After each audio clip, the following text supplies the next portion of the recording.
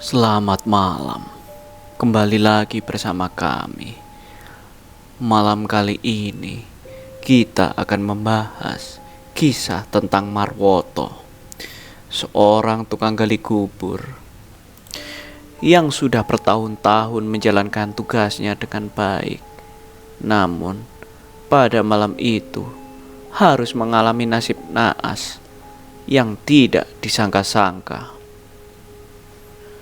Marwoto, seorang tukang gali kubur yang berusia hampir 60 tahun.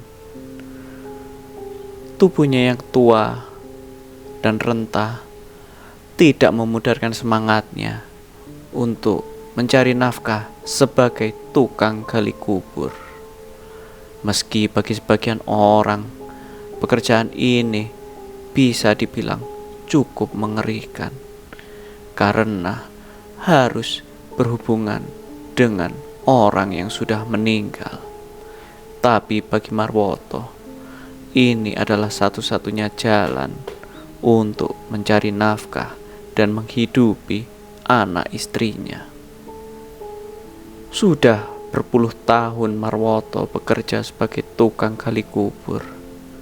Semenjak ia belum menjadi suami bagi sang istri, ia sudah menekuni profesi tersebut.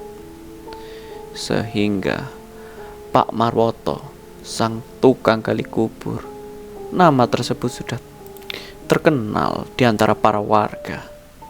Dan tidak ada satu orang pun yang tidak mengenal tukang gali kubur yang satu ini.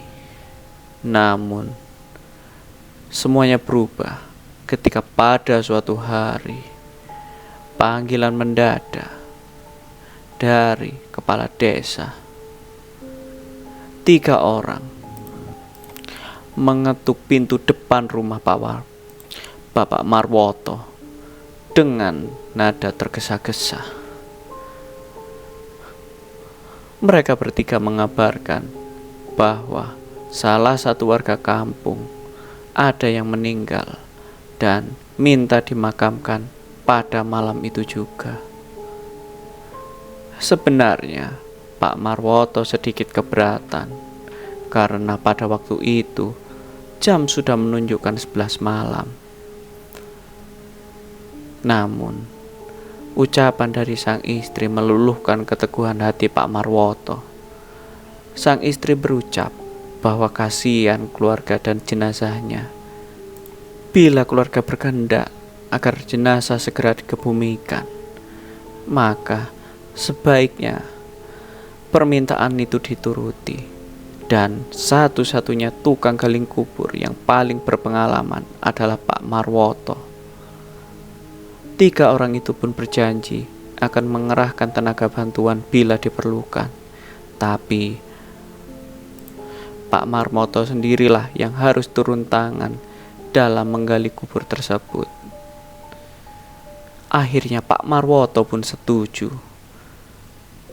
Ia segera bersiap-siap. Dan Pak Marwoto membawa alat-alat yang diperlukan untuk menggali kubur. Karena pada waktu dipanggil, kondisinya agak tergesa-gesa. Pada waktu itu Pak Marwoto lupa menanyakan siapa yang meninggal. Ketika dalam perjalanan, karena rumah Pak Marwoto tidak terlalu jauh dari kuburan, mereka akhirnya berjalan kaki. Di tengah-tengah perjalanan, Pak Marwoto menanyakan pertanyaan tersebut. Siapa yang meninggal dan malam-malam begini minta langsung dikebumikan? 3 orang ini hanya saling pandang dan tidak menjawab. Pak Marwoto heran dan sepertinya mencium ada yang tidak beres. Setelah mereka bertiga mengantarkan Pak Marwoto menuju ke kuburan, 3 orang itu secara bersama-sama meminta izin untuk pergi menghubungi pihak saudara dan meninggalkan Pak Marwoto sendirian di kuburan. Jelas Pak Marwoto merasa heran dan kaget. Meski ingin marah, tapi karena merasa ini tanggung jawabnya, entah kenapa dia hanya berdiam diri dan mengangguk, menyetujui kepergian 3 orang tersebut. Tak lama, 3 orang yang menjemput tadi pergi meninggalkan Pak Marwoto sendirian di kuburan. Pak Marwoto hanya melaksanakan tugasnya dengan baik, yaitu menyiapkan liang lahat bagi jenazah yang akan dikebumikan. Meski Pak Marwoto belum tahu jenazah siapa yang akan dikebumikan malam itu.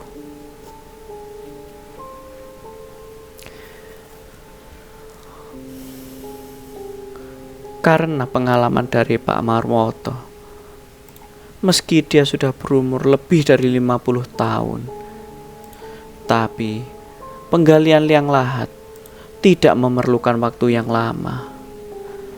Kira-kira hanya butuh waktu sekitar 30 menit. Liang lahat sudah siap untuk digunakan. Karena jenazah tak kunjung datang, akhirnya Pak Marwoto menyalakan sebatang rokok yang sudah ia bawa.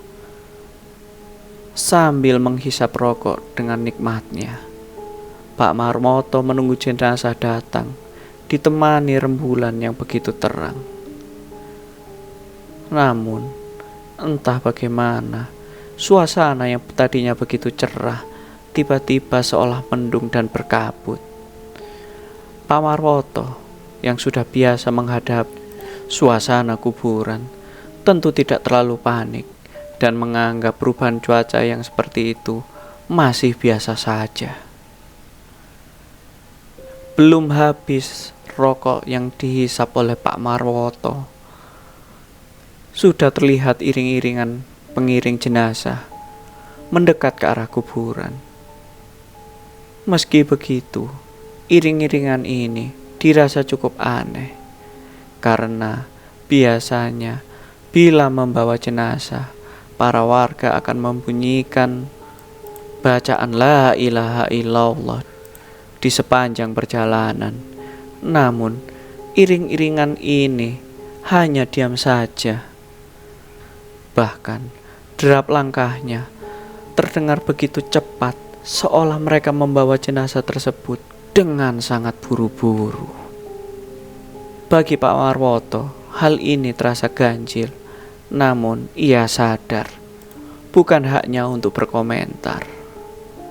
Terlihat kepala desa atau Pak Lurah mendekat ke Pak Marwoto, lalu berbincang dengan beliau.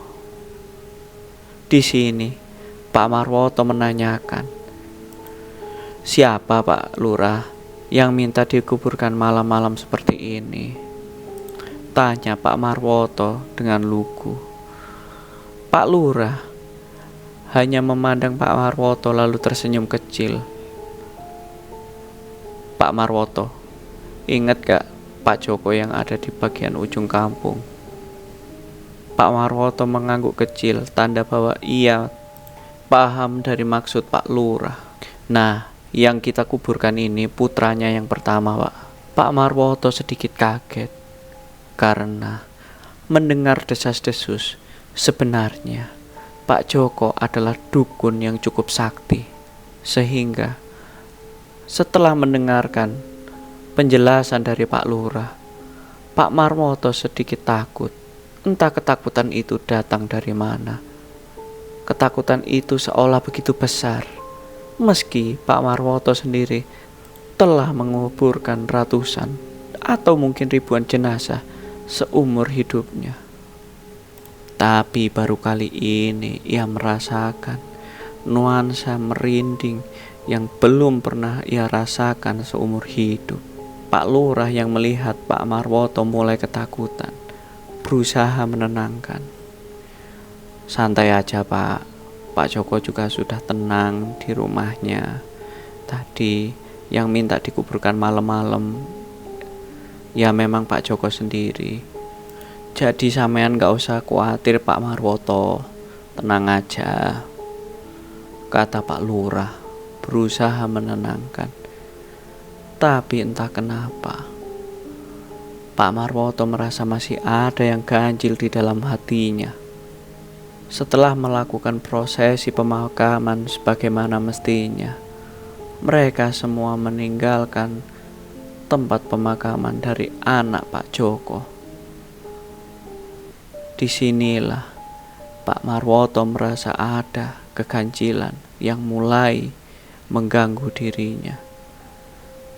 Sekelebat bayangan ketika dia akan pulang, ia melihat seseorang laki-laki berusia 20 tahunan berada di ujung pemakaman sambil melihat dengan tatapan tajam ke arah para pengiring jenazah. Namun, ketika Pak Marwoto berusaha melihat lebih jelas ke arah pemuda itu, sosok bayangan pemuda itu menghilang entah kemana. Di sini, Pak Marwoto sedikit takut dan kebingungan. Namun, karena ia tidak ingin membuat panik, akhirnya ia tidak bercerita ke siapapun. Tak seberapa lama, akhirnya Pak Marwoto memilih untuk pulang setelah proses pemakaman. Ia juga baru menyadari bahwa di antara pengiring jenazah tidak ada satupun anggota keluarga maupun sanak famili dari jenazah tersebut atau keluarga dari Pak Joko. Iring-iringan itu hanya terdiri dari beberapa warga yang rumahnya berdekatan dengan rumah Pak Lurah dan rumah dari Pak Joko. Iring-iringan itu pun tidak terlalu banyak, hanya sekitar 10 orang. Hal ini cukup membuat Pak Marwoto sedikit berpikir keras, karena ia hidup di pedesaan yang memang secara kekeluargaan cukup erat. Biasanya apabila ada warga yang meninggal, hampir seluruh orang di kampung tersebut ikut membantu prosesi pemakaman, baik yang laki-laki maupun yang wanita. Tapi kali ini benar-benar hanya sedikit orang yang mengantarkan jenazah tersebut, membuat Pak Marwoto sedikit merasa sedih dan kasihan kepada jenazah. Ketika Pak Marwoto sampai di rumah, istrinya sudah menyiapkan secangkir kopi dan makanan hangat untuk Pak Marwoto. Istrinya meminta Pak Marwoto segera mandi dan langsung istirahat. "Sampun Pak, udah malam. Bapak lebih baik istirahat," ucap sang istri kepada Pak Marwoto. "Iya Bu, tadi itu loh yang meninggal." Belum sempat Pak Marwoto melanjutkan ceritanya, istri dari Pak Marwoto segera menutup mulut dari Pak Marwoto agar ia tidak melanjutkan membahas jenazah yang baru saja ia kuburkan. Dengan satu telunjuk di depan mulut, mengisyaratkan agar Pak Marwoto diam. Di sini, Pak Marwoto segera sadar apa yang sebenarnya sedang terjadi. Hal itu dikarenakan sang istri sebenarnya adalah orang yang mampu merasakan hal-hal mistis. Sehingga tanpa banyak bicara, Pak Marwoto menuruti semua yang diperintahkan oleh sang istri. Ia segera mandi, lalu makan dan minum apa yang sudah dihidangkan oleh istrinya, lalu melanjutkan tidur. Sebelum tidur, Bu Marwoto, sang istri, meminta Pak Marwoto untuk membalik semua pakaiannya. Yang dimaksud membalik pakaian adalah bagian belakang dari baju yang dipakai oleh Pak Marwoto ditaruh di sisi depan, dan ia juga membalik celananya sehingga bagian resleting dan kuncian celana berada di bagian belakang. Pak Marwoto mengerti betul bahwa sang istri adalah orang mempermasalahkan tentang hal-hal yang mistis meskipun ia mampu merasakannya. Namun, bila ia sampai mengisyaratkan sesuatu tentang hal-hal gaib, berarti hal gaib itu termasuk ancaman yang cukup besar dan mampu membahayakan bagi Pak Marwoto maupun keluarga. Sehingga bila sang istri memperingatkan, ia tidak pernah membantah dan selalu menurut. Dan benar saja, ketika jam dirasa menunjukkan pukul 2, Pak Marwoto merasa ada seseorang yang memasuki kamarnya. Di sini ia paham betul bahwa tidak mungkin ada orang yang masuk dari luar menuju kamar pada waktu seperti itu. Dan ia yakin betul bahwa sang istri berada di sebelahnya. Dan pada waktu itu pula Pak Marwoto benar-benar merasakan bahwa dia tidak bisa menggerakkan tubuhnya sedikit pun. Tak seberapa lama ia berusaha membuka kedua matanya. Meski kedua kelopak matanya terasa begitu lengket, Pak Marwoto samar-samar dapat melihat bahwa sosok yang masuk ke dalam kamarnya ternyata berwujud hitam besar dan tinggi, dan yang jelas itu bukan manusia. Sesekali ia seperti mencari sesuatu, dan benar saja ia naik ke atas tubuh Pak Marwoto. Namun ketika di atas, Pak Marwoto melihat dengan jelas bahwa makhluk itu seperti kebingungan. Lalu ia melihat bahwa makhluk itu berusaha masuk ke bawah kolong kasurnya. Dan setelahnya makhluk itu keluar dari kamar Pak Marwoto. Sampai pada pagi harinya, Pak Marwoto dibangunkan oleh suara azan yang berkumandang. Di sini, Pak Marwoto seolah bisa menggerakkan seluruh badannya. Ia segera membangunkan sang istri. Meski begitu, seolah tahu apa yang akan terjadi kemarin malam, sang istri tidak kaget sedikit pun dan meminta Pak Marwoto tidak membicarakannya dan menunggu kabar yang akan datang.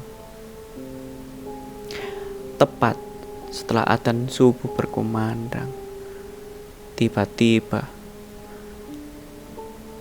terdengar pengumuman ada lagi orang yang meninggal.